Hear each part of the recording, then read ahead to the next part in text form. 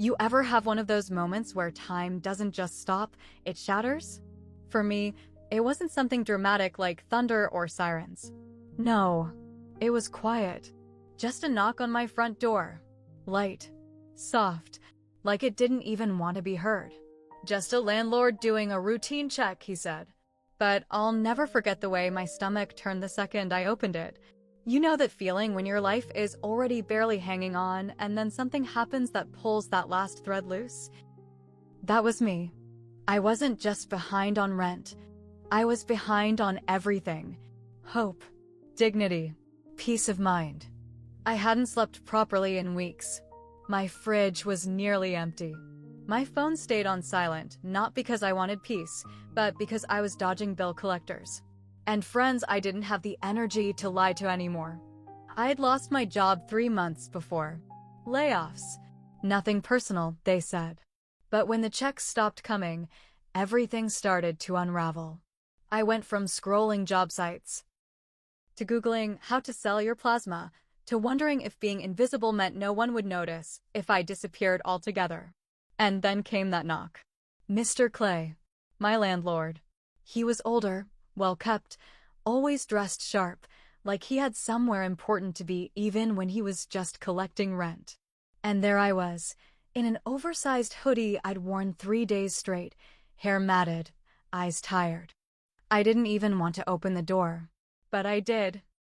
Just checking on the pipes, he said with a smile that never quite reached his eyes. He always smiled like that, like he knew something I didn't. Or worse, like he was waiting for me to realize it. I should have said no. Should have told him to come back later. But you know what happens when you're desperate?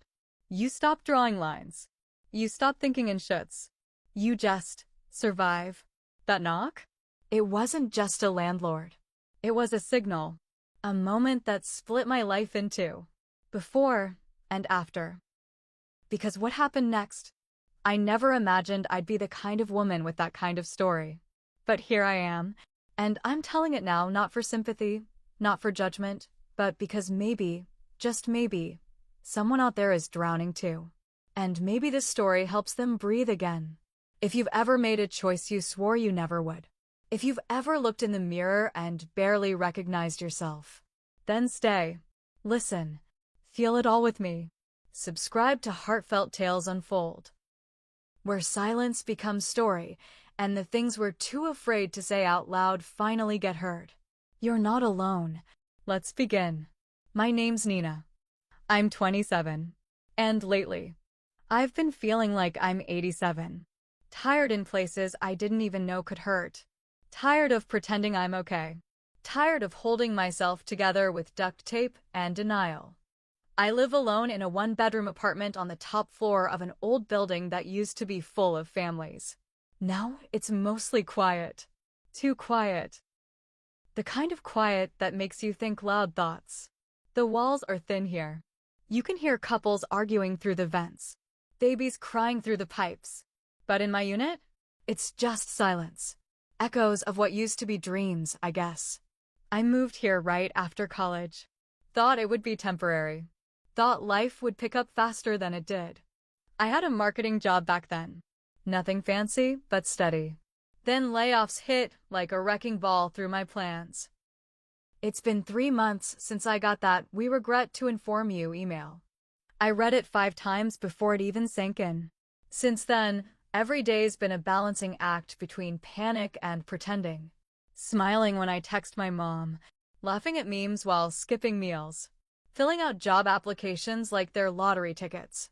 Shame has a smell, you know? It smells like old leftovers and sweat on clothes you've worn too long. It sticks to you. Makes you feel small. And when the rent reminder slipped under my door that month, I knew I'd run out of places to hide. Enter Mr. Clay. He's in his 40s, maybe mid-40s. Always in a crisp button-up, slacks, and that cologne that's just strong enough to linger. He's the kind of man who makes you stand straighter without realizing it.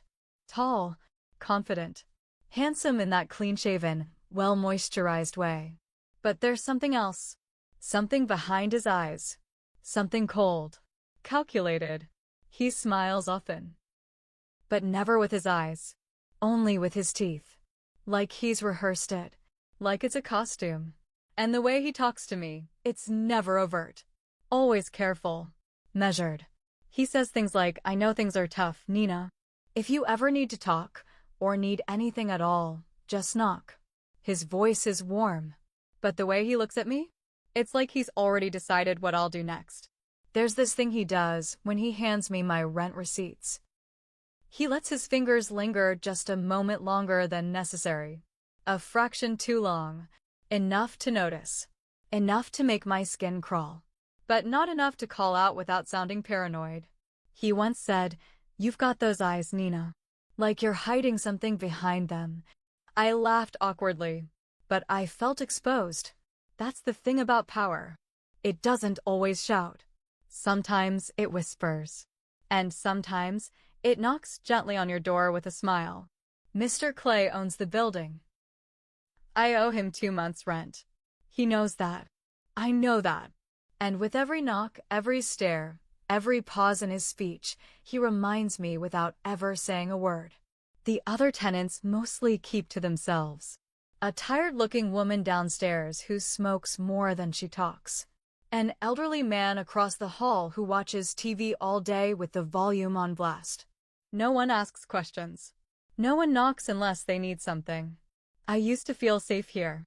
Now I double-check the locks before I sleep. Not because I'm scared of strangers, but because sometimes familiarity is the scariest thing of all. And the worst part? Some nights, when I lie awake in the dark, I think about knocking on his door first.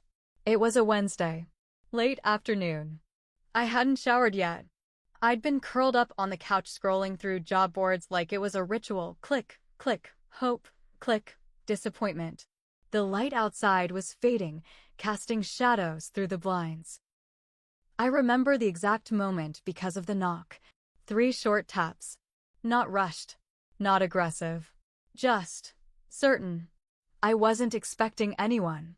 No deliveries. No friends. Nobody ever really came by anymore. And when I peeked through the peephole and saw Mr. Clay standing there with 2 men behind him, my stomach dropped. Like something heavy had just settled inside me, and I didn't know why yet. I hesitated. Thought about pretending I wasn't home. But then I remembered. I hadn't locked the deadbolt that day. And I knew he'd probably heard the TV. My hand moved to the knob like it didn't belong to me. And I opened the door. Mr. Clay smiled, that same hollow smile, like we were old friends catching up. "Hey, Nina," he said. "Sorry to just drop in. We're checking for a leak from the unit above. Might be dripping into yours." His voice was calm. Too calm. Like a practice host, not a landlord. The 2 men behind him stood quietly, one with a toolbox, the other with nothing at all. They didn't look like plumbers. Or maintenance. They looked like men who didn't need a reason to be somewhere. I stepped aside without a word, instinct overriding discomfort. That's what survival mode does. You stop asking questions and start calculating risk. They walked in. Mr. Clay first. The 2 guys followed, looking around like they were sizing up more than just the ceiling. One of them, tall, lean, wearing a faded jacket, froze when he saw me clearly. "Wait, don't I know you?" he asked, pointing at me like I was a memory he hadn't quite placed yet. I gave a half smile, that polite one you give when you're trying to escape a moment fast. "Used to work over at Millen Marketing," I mumbled. "Downtown." His face lit up. "That's it. You were on the social team, right? Damn. Thought you moved up or something." He chuckled. "Guess not." That hit harder than I let show. I laughed too, but it was empty. My cheeks burned. I felt like I was being peeled open in my own home. Mr. Clay glanced over at me then. His smile didn't fade, but something in his eyes sharpened, like he'd just filed that bit of information away. They wandered the space for a while, tapping walls, running water in the bathroom. It didn't feel like an inspection. It felt like a performance. And I was the audience. Or maybe the act. At one point, the guy with no tools opened my fridge like he owned the place. "You got wine?" he asked, already pulling out the half-finished bottle I'd been saving for a night when I could finally breathe. Mr. Clay looked at me. "Join us, Nina? You look like you could use a glass." I shook my head quickly. "No, thank you." Voice flat. Controlled. But the man with the jacket poured anyway, handed 2 glasses to the others, and leaned against my counter with a smirk. "You know, there's more than one way to cover rent these days." I froze. Just for a second. It wasn't the words. It was the way he said it. Casual. Like he was talking about the weather. Like my dignity was just another bill on the table. Mr. Clay laughed, not loudly. "Just enough." "Ignore him," he said, glancing at me. "He jokes too much." But he didn't sound offended. He sounded entertained. The other man just raised his glass, smiling like this was all part of some inside game I hadn't agreed to play. I stood there, pretending not to feel the room tightening around me. Like the air itself was holding its breath. It wasn't just awkward. It was dangerous. Not in an obvious way, but in that quiet, creeping sense that something had shifted. That I had been seen as something less. Or maybe as something available. And the strangest part? Underneath the disgust was something I didn't want to admit. A flicker of curiosity, not about them, but about myself. About what I was willing to tolerate just to feel noticed again.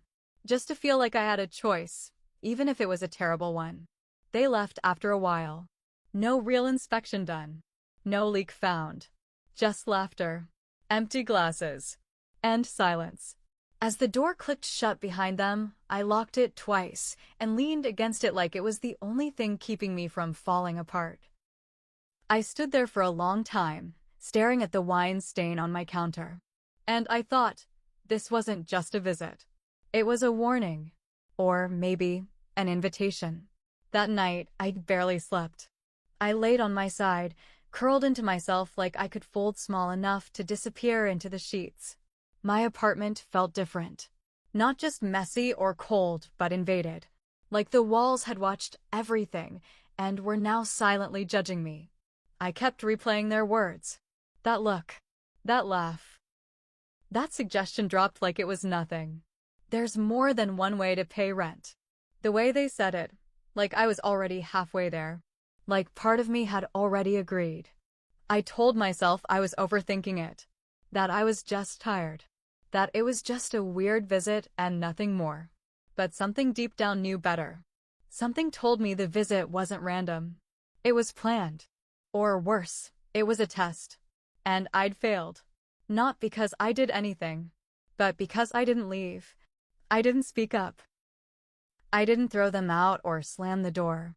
I just stood there, letting it all happen like a background character in my own life. I thought about calling my sister. We haven't talked much in the last year. Not since I skipped Christmas dinner to avoid another conversation about how I never follow through and how I need to get serious about life. She meant well. But love wrapped in criticism still cuts.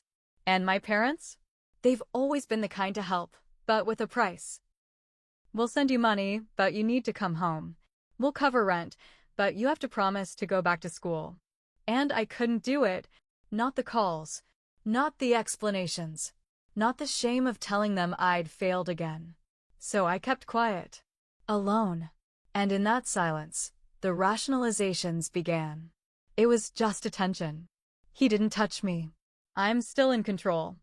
I'd heard other women say those things before, usually with regret in their voices. Now it was me whispering them in the dark, trying to make the weight on my chest feel lighter. But it didn't go away. I remembered past relationships. Men who only loved me when I was easy to love. Who disappeared the moment I cried too much or wanted too deeply. I remembered being cheated on by someone who said I was too emotional. I remembered begging someone to stay when they were already halfway out the door. I remembered how disposable I'd always felt. And now, here I was, disposable again. But this time, with a price tag. My phone buzzed around 11:03 that night. Just a text from a number I already knew too well. "Mr. Clay, you looked beautiful today. Wish you'd join us next time." I stared at it for a long time. Didn't reply. Didn't delete it either. I just read it over and over, each time feeling something twist in my gut. It wasn't what he said. It was how it made me feel. Wanted. Even if it wasn't real. Even if it came with strings. Even if it was rooted in power, not care. The next morning, I woke up to a soft thud by the door. I opened it, and there it was. A plain white envelope. No return address. Just my name, handwritten in cursive I didn't recognize. Inside was cash. A lot more than I expected. Enough to cover 1 month's rent.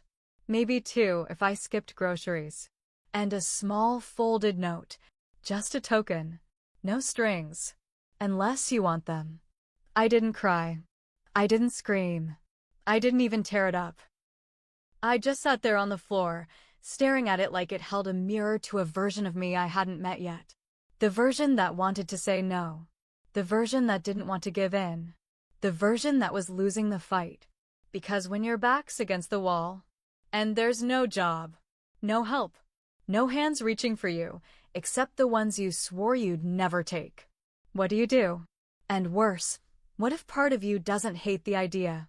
It sat on my table for 2 days. That envelope. I didn't touch it again, but I didn't throw it away either. I just watched it, like it might vanish. Or grow teeth. I kept telling myself it wasn't a transaction. That maybe it really was just a gesture. A power play, maybe. A test of pride. But I knew better.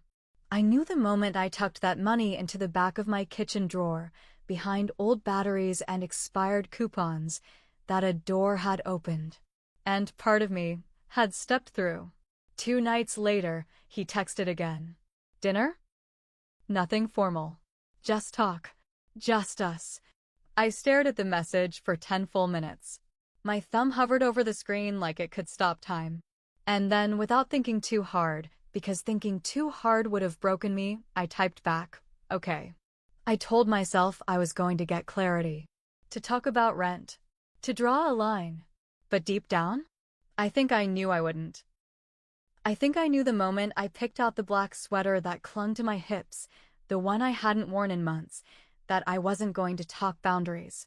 His apartment was 2 floors below mine. Bigger, cleaner, warmer. The table was already set. 2 glasses. Red wine breathing on the counter. And that same scent he always wore, earthy, masculine, expensive, wrapped around everything like a second skin. He greeted me with a smile. One that looked a little less rehearsed this time. You look lovely, he said, handing me a glass. I thanked him, quietly, pretending I hadn't practiced my own smile in the mirror on the way down. We talked. At first, it was light. Safe. Work. The city. He asked about my old job. Told me he always thought I was smart. Too smart to be stuck here, he said. The way he looked at me when he said that, it stirred something. Not attraction. Not yet. Just awareness. The wine helped. Loosened my shoulders. Softened the shame. The way he listened made me feel like I mattered again. And after months of feeling invisible, that's dangerous. Feeling seen? It's intoxicating. We laughed about nothing. Talked about everything. And just when I started to relax, there was a knock on his door. I froze. He didn't. It's just Rick, he said, already walking over. He drops by sometimes. Rick. One of the men from that day. The one who made the joke. The one who opened my fridge like it was his. He stepped in like he owned the place. Nodded at me like we were old friends. Didn't mean to interrupt, he said. But his eyes said otherwise. Mr. Clay didn't ask him to leave. He poured him a drink instead. And suddenly, it wasn't just dinner anymore. It was something else. Something murkier. The 3 of us sat in the living room. Wine turned to laughter. Laughter turned to little touches. A hand on my knee when I said something funny. A compliment about my skin. My hair. My mouth. I should have left. I should have stood up, said no, said this is too much. But I didn't. I laughed too. I leaned in too. Because there's a difference between wanting something and wanting to be wanted. At one point, Rick reached to brush a strand of hair from my face. His hand lingered. I flinched but didn't pull away. Mr. Clay watched it happen. Said nothing, just sipped his wine and smiled like he'd seen this before. I left before midnight. Said I was tired. No one stopped me. But when I stood, Mr. Clay pressed a small envelope into my hand. Just in case, he said. You've earned a little ease tonight. I didn't open it right away. I walked home slowly, my breath fogging in the cold. The money felt warm in my coat pocket, but heavier than it should have been. When I got back to my apartment, I sat in front of my bathroom mirror and looked at myself for a long, long time. Who am I becoming? I whispered out loud. No answer. Just my reflection. Still, silent. Smudged around the eyes. I opened the envelope. More cash. More than last time. Neatly folded. Crisp. I told myself it was survival. That I hadn't crossed any lines. That I was still me. But the next morning, I found another envelope under my door. No note this time. Just cash. And lingerie. Black lace. My size. Brand new. Still in the box.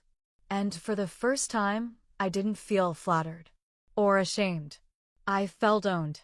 There's a point where the lines blur so much, you stop trying to find them. You stop asking where dignity ends and desperation begins. You just move through it, like fog. Like a sleepwalk you don't want to wake up from, because waking up means looking in the mirror. It was the fourth envelope that did it. That changed everything. This one didn't come under my door. Mr. Clay handed it to me himself. Middle of the hallway. Middle of the afternoon. Like it was normal. Like we were normal. There's a unit down the block, he said. Brand new. Private. Just for the night. No pressure. Just you and me. I didn't say yes. I didn't say no either. I just stared at him until he nodded, handed me the key, and walked away like the deal had already been made. And maybe it had. That night, I put on the black dress. The one I kept in the back of the closet, the one I used to wear when I still went on dates. When I still believed I could be loved without paying for it in pieces of myself. I walked there. Not a long walk. 7 blocks. Enough time to change my mind. Enough time to let the guilt rise and then bury it again. I told myself it was dinner. Just dinner. Just talking. Just company. The apartment was stunning. Soft music playing. Rose petals scattered. Candles lit across every surface. Champagne already chilled. It didn't look like a place you bring someone to talk. Mr. Clay greeted me with a smile, like none of this was strange. Like he hadn't orchestrated this moment down to the thread count on the sheets. You're even more beautiful than I imagined, he said. I smiled back. Not because I felt beautiful, but because I didn't know what else to do. We toasted. Laughed. Talked like we always did. Low and easy. Voices dipped in something unspoken. I felt like I was drifting. Not floating. Drifting. Like I'd untethered from who I used to be and couldn't remember how to get back. But then, there was another knock. Mr. Clay didn't flinch. Just said, "It's fine. He's cool. He won't stay long." And when the door opened, it was Rick. Again. Same smirk. Same eyes scanning me like I was the entertainment instead of the guest. "Didn't mean to interrupt," he said with a grin, stepping in without waiting for permission. That's when it hit me this wasn't dinner. This was a performance. A setup. And I was the show. I wanted to leave. I wanted to scream. But I just stood there, wrapped in candlelight and confusion. I felt something twist in my chest, fear, yes. But not just fear. It was anger too. At them. At myself. At the hunger inside me I couldn't seem to kill. Because even in that moment, with the pressure building and the air too thick to breathe, a part of me still wanted to be wanted. Still clung to the idea that maybe, just maybe, this could be something else. Something that didn't end with regret. But it didn't feel like that. Not anymore. The room spun slower after that. Or maybe it just felt that way because my mind had already left. I barely remember the rest. The drinks, the music, the hands that didn't ask but didn't need to, the look in Mr. Clay's eyes when he watched me give in, like he was checking off a box. I don't need to describe what happened next. Some things don't need words. You can just feel them. In your bones. In your silence. The next morning, I woke up alone. Wrapped in a silk robe I didn't own.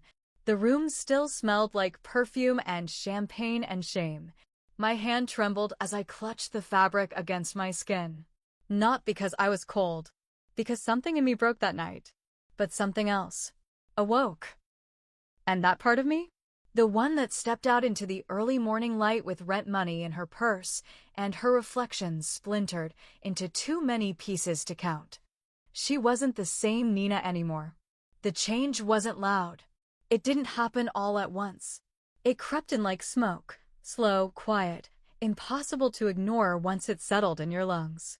I started walking differently, shoulders up, chin a little higher.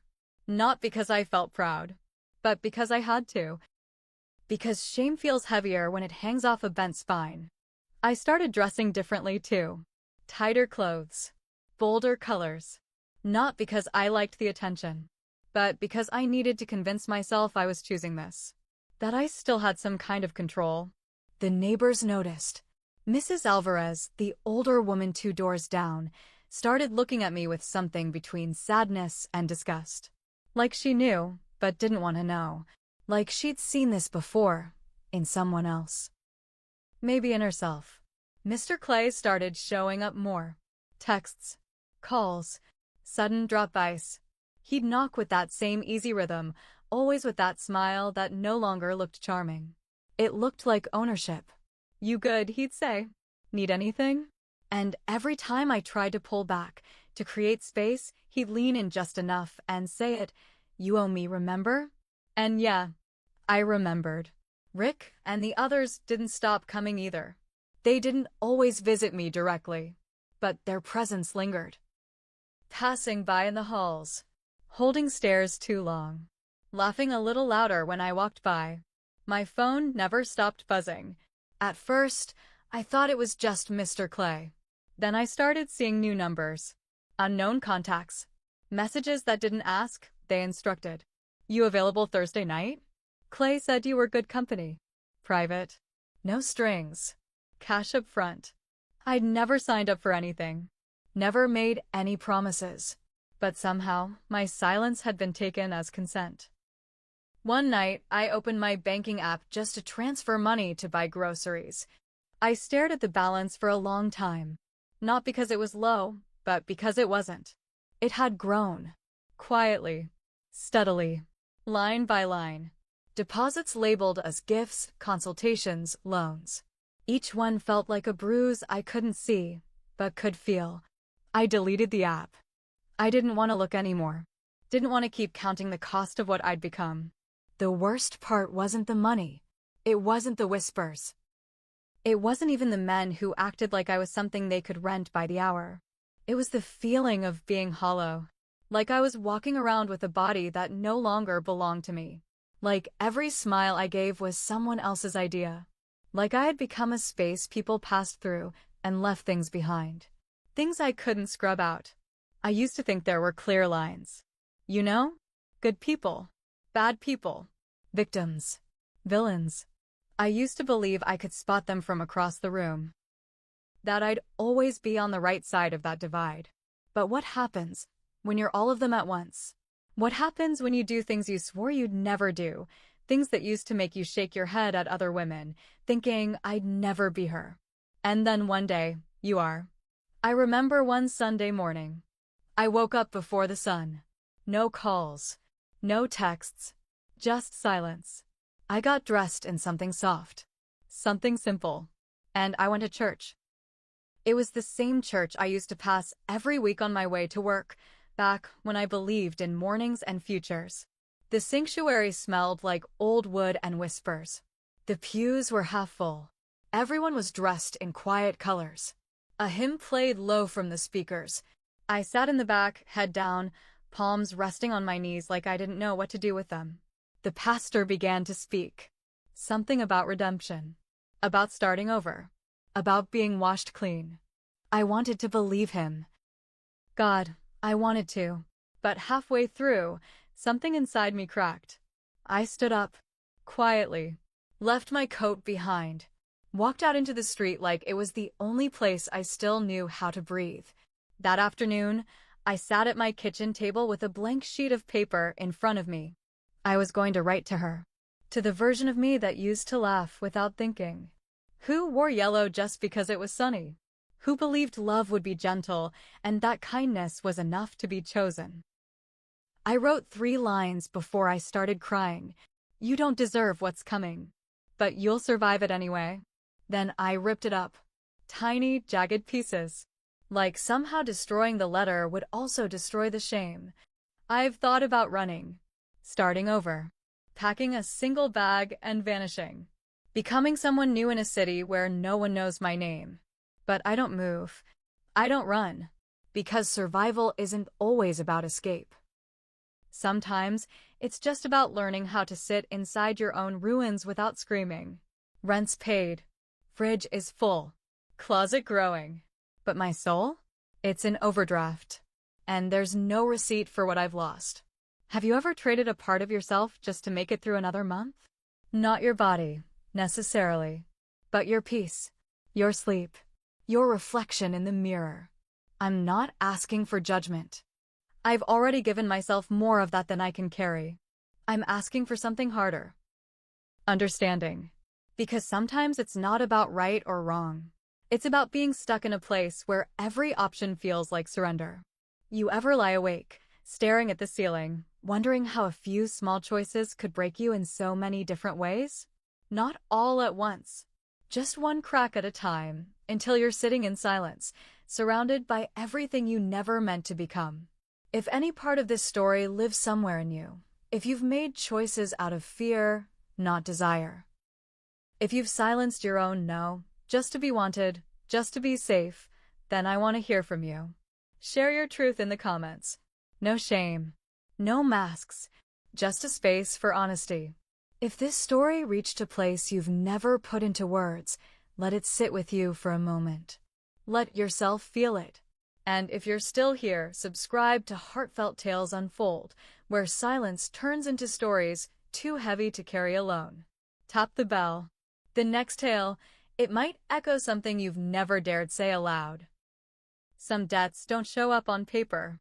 They don't come with due dates or overdraft fees. They just weigh, heavy, quiet.